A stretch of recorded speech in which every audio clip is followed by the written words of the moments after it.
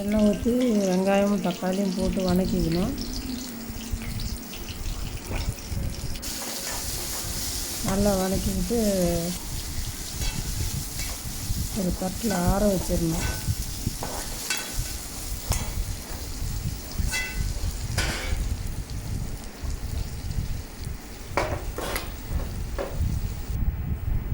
ஆற வச்சோடனே அது மிக்சியில் போட்டு அரைச்சி எடுத்துக்கணும்.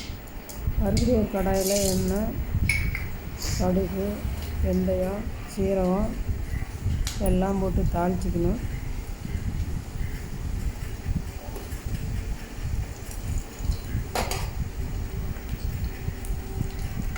இன்னொரு அடுப்பில் கத்திரிக்காய் எண்ணெயில் போட்டு வதக்கி எடுக்கணும், எடுத்து வச்சுக்கணும்.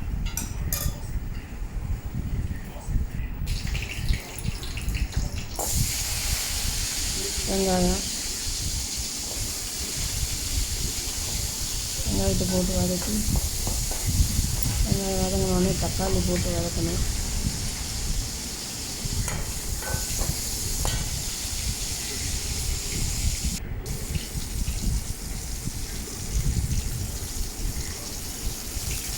கடுகுல எண்ணெய் ஊற்றி கத்திரிக்காய் போட்டு வதக்கி எடுத்து தனியாக ஒரு தட்டில் வச்சிடணும். தக்காளி போட்டு நல்லா வதக்கணும். இதில் மஞ்சள்தூள், உப்பு போட்டு நல்லா வதக்கணும்.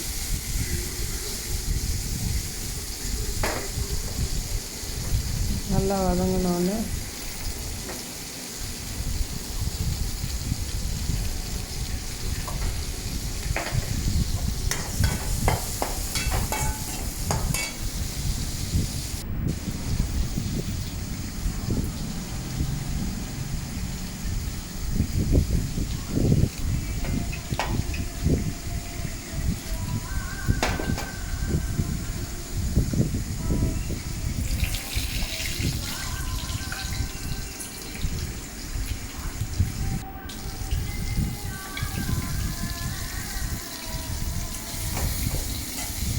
வடகம் இருந்தால் வடகம் போட்டுக்கணும்.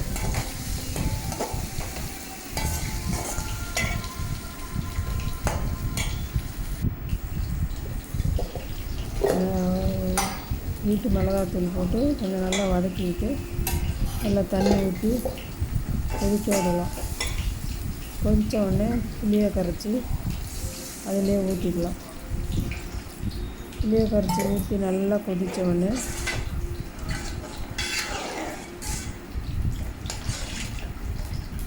இந்த வதக்கி வச்சுருந்த கத்திரிக்காயை போட்டு ஆட்டி வச்சுருந்த வெங்காயம் தக்காளி பேஸ்ட்டையும் போட்டு நல்லா கொதிக்க விட்டு லேசாக பெருங்காயத்தூளும் போட்டுக்கலாம்.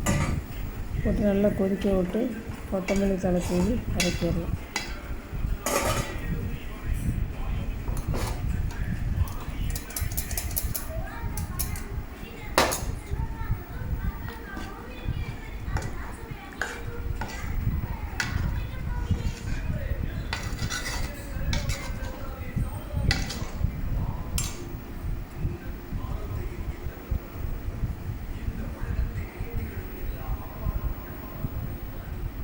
சுவையான எண்ணெய் கத்திரிக்காய் குழம்பு ரெடி.